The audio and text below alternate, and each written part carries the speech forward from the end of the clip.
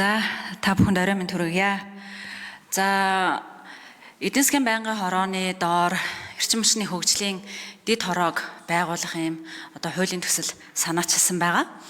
Тэгээд эрчим хүчний хөгжлийн дэд хороог байгуулах нь зүйтэй маа гэж дэмжиж 76 гишүүн дэмжиж гар үсэг зурсан байгаа.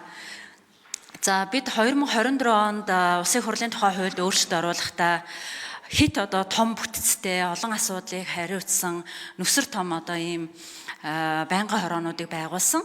За тэгэхээр энэс болоод ямар асуудал үүсэж байна гэх тэгэхээр ер нь асуудлуудаа бас яг хэлцэж чаддгүй. За дээрэс нь бас мэргэжлийн байнгын хороо гэсэн ийм утга нь алдагдсан. За мөн тэргүүлэх салбарууд хаягдсан ийм байдалтай байгаад байгаа. За тухайлбал эдийн засгийн байнгын хорооны хувьд Монгол банк, за арилжааны банк, санхүүгийн зохицуулах хороо, за мөн үндэсний статистикийн газар гээд маш олон эдийн засаг банктай холбоотой асуудлуудаас гадна маш том салбаруудын асуудлыг хариуцдаг. Тухайлбал агаарын тээвэр, төмөр зам, төлс эрчим хүч гээд.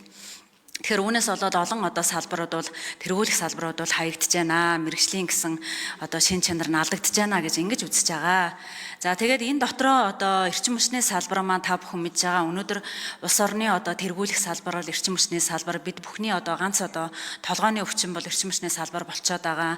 Энэ салбарын өмнө тулгамдсан олон асуудлууд бол байгаад байгаа. Гэтэл энэ олон асуудлуудыг мэргэжлийн байнгын хорооны зүгээс мэргэжлийн гишүүд нэлээд төвлөрч ажиллаж энэ салбарын асуудлуудыг шийдэхэд хувь нэмэр оруулж оролцоогоо хангаж ажиллах нь зүйтэй юм аа.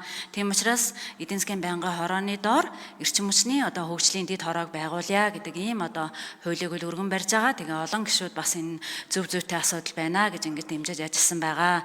Мөн 2024 онд байгуулагдсан улсын хурал маань олон мэргэжлийн салбарын гишүүд маань ингэж орж ирсэн.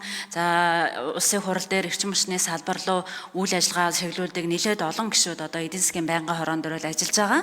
Тэгэхээр энэ гишүүд маань 4-5 гишүүд маань энэ эдийн засгийн байнгын дэд хороонд ингэж орж за тэгээд тодорхой хэмжээний чиглэлүүдээр сонсгол хийх, за санал дүгнэлт гаргах, шаардлагатай бол улсын хурлын тогтоолын төсөл боловсруулах, за мөн улсын хурлын хууль тогтоомжийн хэрэгжилтэнд хяналт тавьж ажиллах зэргээр эрчим хүчний салбарын тулгамдсан асуудлуудыг шийдэхэд улсын хурлын гишүүдийн хувь нэмрийг оруулах, оролцоог хангах чиглэл рүү үр дүнтэй ажиллаж чаднаа. Тэгээд байнгын хорооны мэргэжлийн гэдэг энэ утга учирыг хангаж ажиллаж чаднаа гэж ингэж ütсэн байгаа. Тийм учраас гишүүд маань энэ хуулийн маань дэмжиж өгч хамтарч ажиллаарай гэж хүсье.